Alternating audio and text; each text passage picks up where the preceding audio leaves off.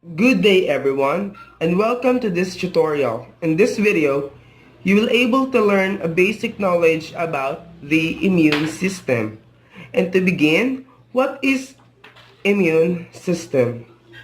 Immune system is the body defense against infectious organisms and other invaders through a series of steps called the immune response. The immune system attacks organisms and substances that invade our system, causes disease.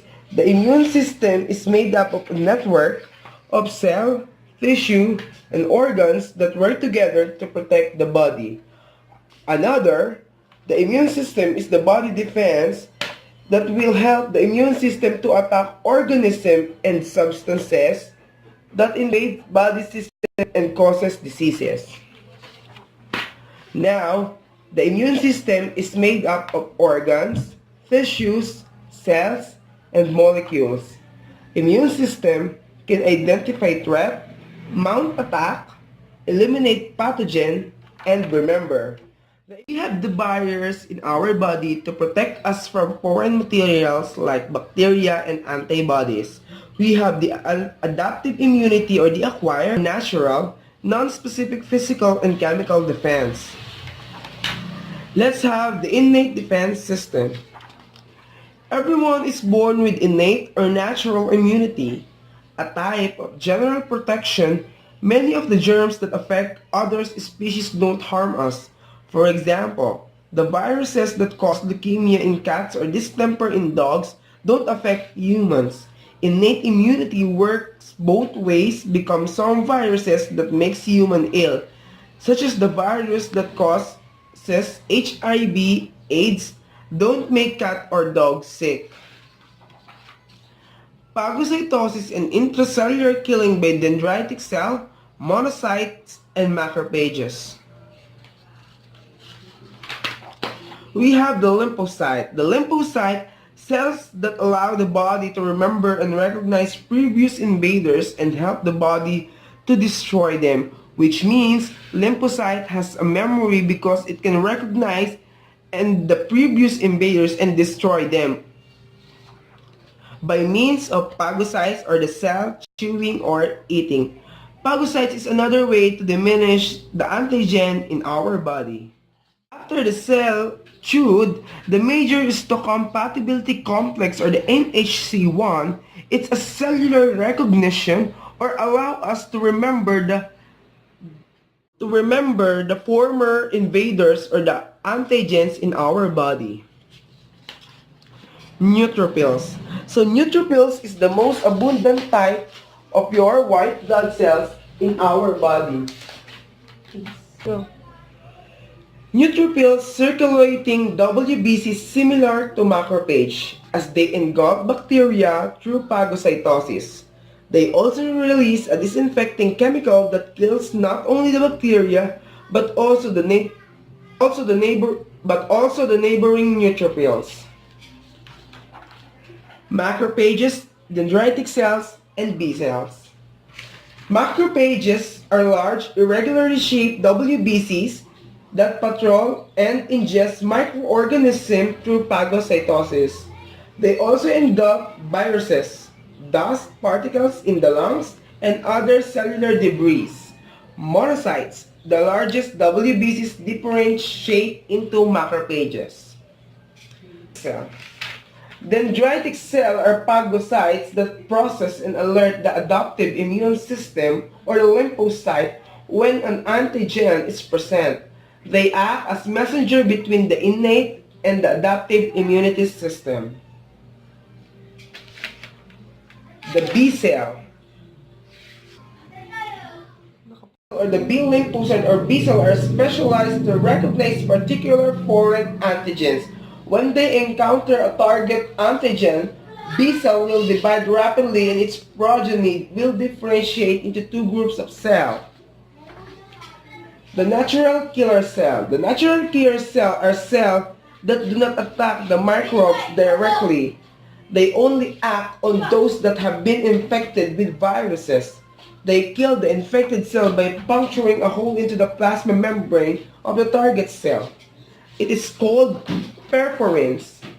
Perforins are released by the natural killer cells through vesicles and disgorge the content, thereby forming a pore. Into a pore, water will enter, causing it to swell and burst. Aside from infected cell, natural killer cells also attack cancer cells before they even form a tumor. Now, let's have the adaptive immune system.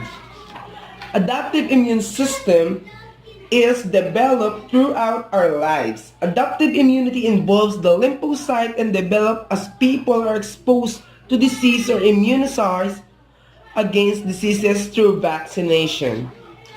The adaptive immune response must be specific, systemic, and has a memory. The adaptive immune response has two kinds, which is active and passive.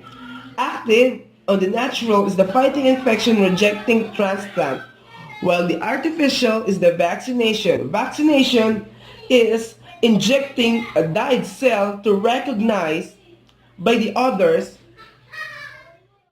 Whenever they invade our body, the neutral cell or the killer cell will remember that particular antibodies. Passive antibodies received from the natural is via milk or placenta by our mother or from our mother. Next is the artificial passive or the injection of antibodies. Memory cell and effector cell. Memory cell help us to remember the former invader or the former antigen that invades our body. And through effector cell fights the antigen or the antibodies that invades our body or our organ. After that, the B lymphocyte is mature in the bone marrow, whereas in the thymus gland, both the B cell and the T cell works together. And with that B lymphocyte, macrophage and two types of lymphocytes are divided into two because both function are under the control of the T cell are initiated by the action of macrophages. Memory cell and effector cell is, I have discussed a while ago, when the B cell helps the T cell, it will have B lymphocyte mature in the bone marrow, whereas the T lymphocyte in the thymus gland, both in the B cell and the T cell work together as dual defense in the cellular immunity or cell-mediated response, whereas activated B cell directly antibody, immunity, and humoral response. It will become like this. We will have the memory cell and effector cell to fight the antigen or the antibodies that invades our organ. T cell has a helper, cytotoxic, memory suppressor, and the natural killer cell. Memory T cell remember that particular antigen should meet one again in the future. If ever that the same particular antigen invades our body, the memory T cell will remember how to diminish or how to kill that particular antigen or antibodies. Whenever that antibodies invade our organ or our body, cytokinase is a signal that releases from one B cell and T cell for them to be able to have more fighters like this. As you can see, we will have the effector cell and the memory cell to be able to recognize the former or the invader in our body. Next one is the apoptosis or the programmed cell death.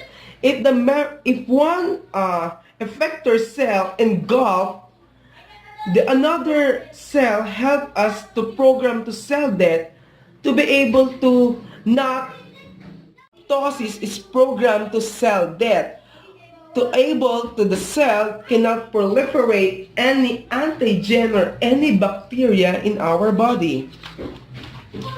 Opsonization. When we say opsonization, a pathogen tagged by antibodies is consumed by a macrophage or neutrophils. Neutralization. Antibodies prevent a virus or toxic protein from binding their target. And that's all about the immune system.